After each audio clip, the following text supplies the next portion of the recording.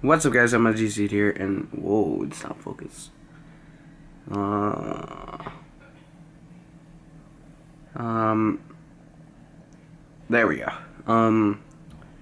What's up, guys? I'm actually really tired right now. This is a video after the whole setup thing, which is right here.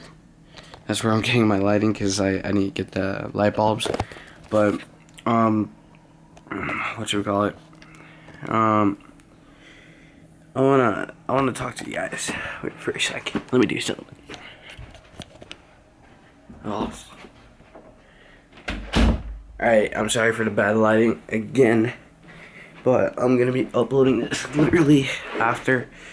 But I wanna talk to you guys about me, like of what I've been through, and yeah, and that type of stuff, blah blah blah. But it's kind of hard. Sorry.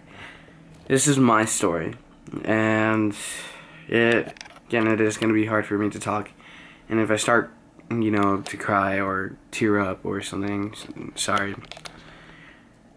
But when I was 11, I remember my uncle. He was okay. So a background on my uncle.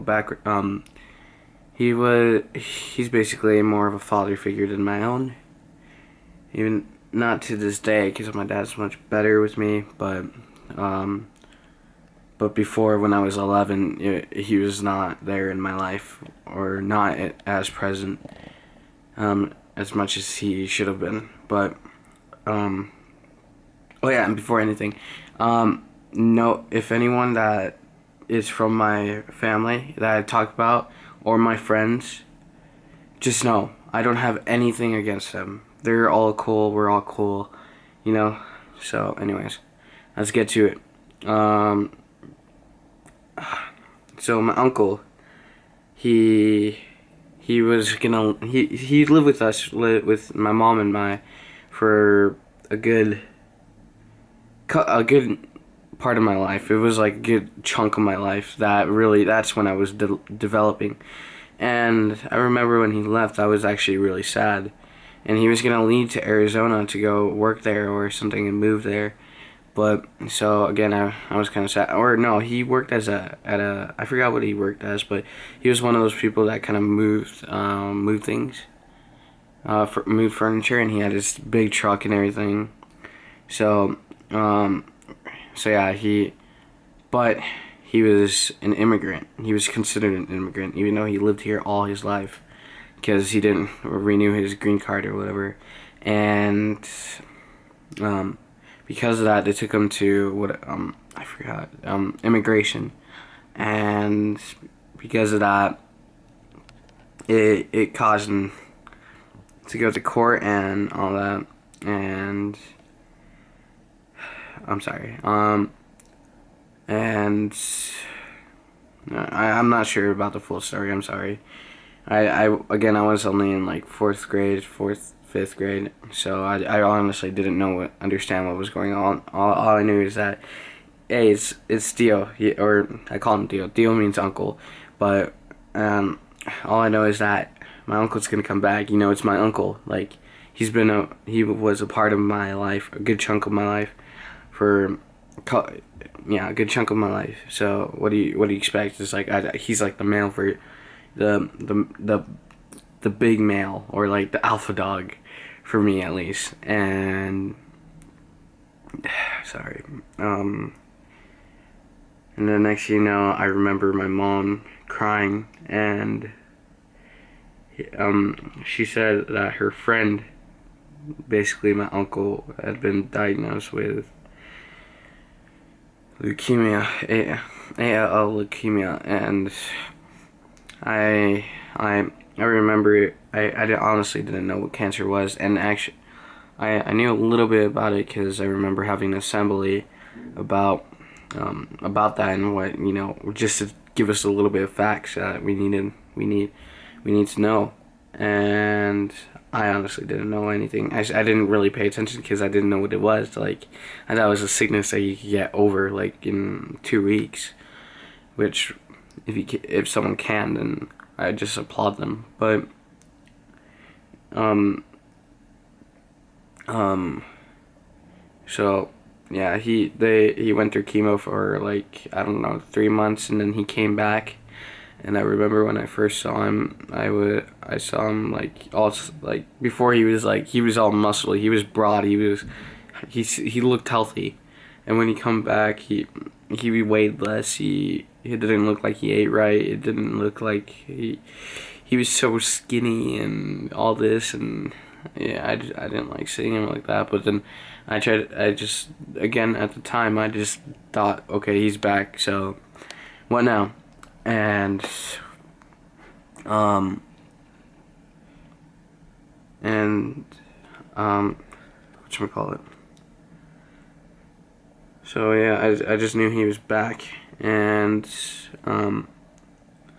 for like a year and a half, he was going through chemo. I honestly still didn't know what it was. All I would do is go, like, I would just stay with him in his room, and at times when he had his chemo, he would like be sleeping all day, and I would be like, Mom, can I go to his room? Can I talk to him just for a little bit, just to see how he's doing? Because I knew he was sick, but I didn't know what was going on at the same time.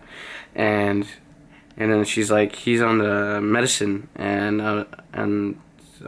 he's tired right now. He needs to go to bed. And I respected that because, again, I knew he was sick, and I wasn't sure.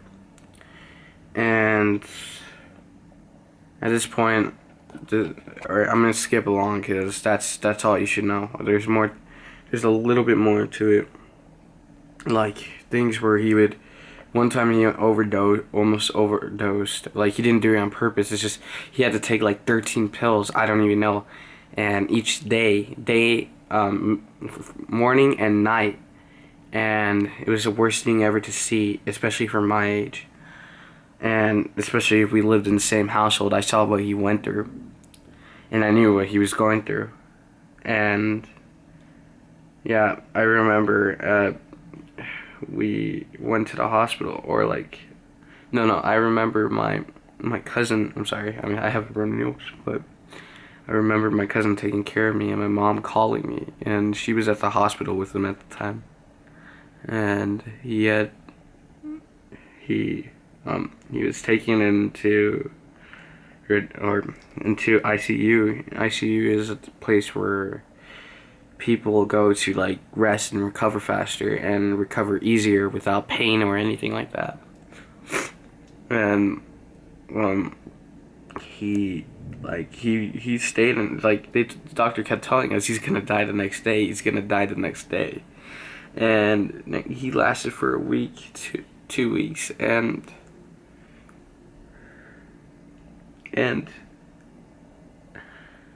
sorry, he lasted for 2 weeks, and then he just passed. And then we got a call, and I was sleeping on the couch because it was in the summer, so it was so hot, and my mom gets a phone call from the doctor, and they told her that this is from my perspective. My mom might have heard different. Again, I was young at the time, but all I knew was that my mom woke me up just to tell me that my uncle had like 2 hours to live, and asked me if we wanted to go to the hospital. And so we went. I was like, I'm not gonna wait. Like, I want to be with my uncle before he passes. And which I was, and I was in the lobby, and I remember my mom coming. Like, I had blank memories because I try to forget, but I remember my mom coming to me and telling me that my uncle had passed away, and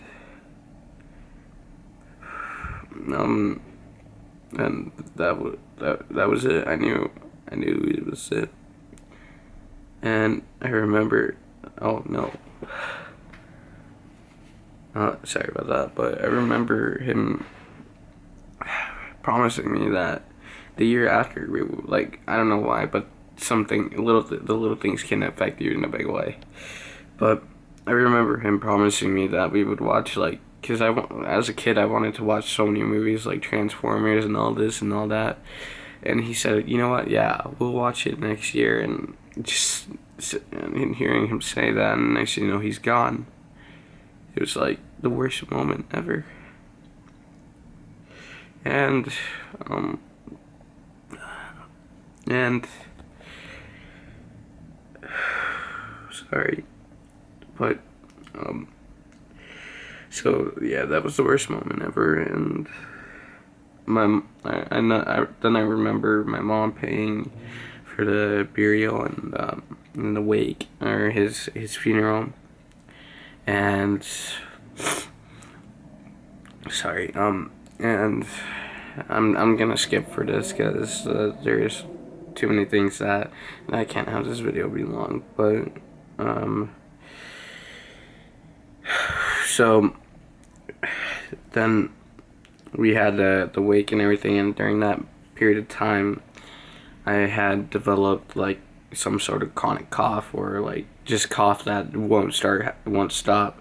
It was hurting my throat, and so my mom decided to take me to the hospital.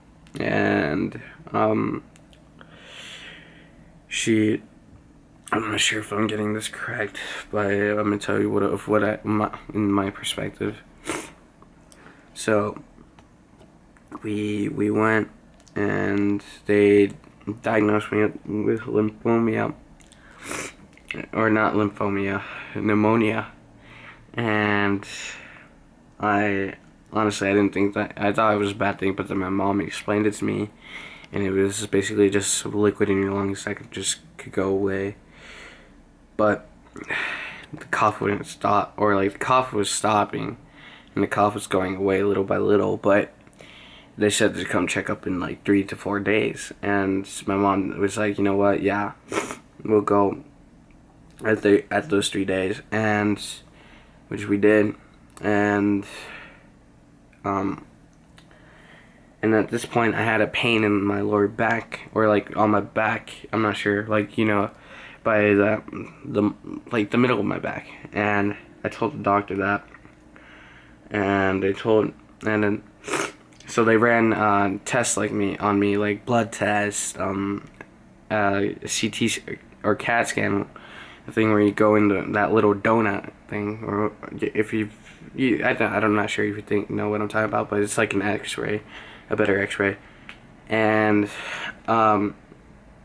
so I went through so many tests, and they weren't sure, but they were sure on the type, or if it was cancer, but they weren't sure if it was the right type of cancer. So they told my mom that I had lymphoma, and they came to the room with me and my mom and my 2 aunts, and I had been diagnosed with lymphoma.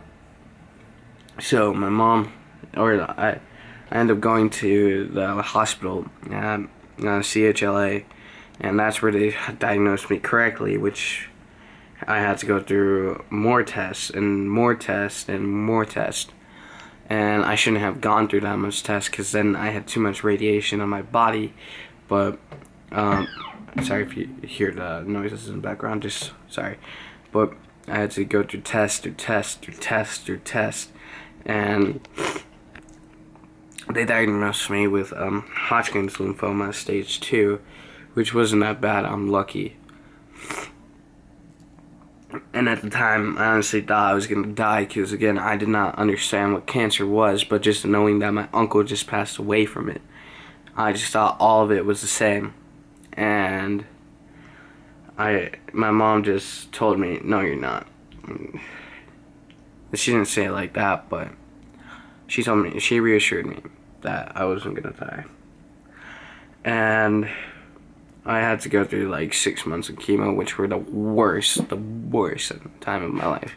Like, I would fear, because I would get it every other Monday. I would fear those Mondays, and I would get anxiety where I would like throw up immediately. Like, every time I would throw up. Okay, I'm gonna show you guys this. I don't know, this is important, but that's where I would get my chemo.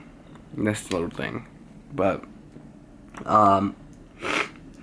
yeah, they would have to stick a needle through my chest, and that's where it started. I got this anxiety attack, and I would start throwing up, and I had to go through that through 6 months of my life. But they felt like an eternity. And sorry if you heard my mom right there, but anyways. Oh god.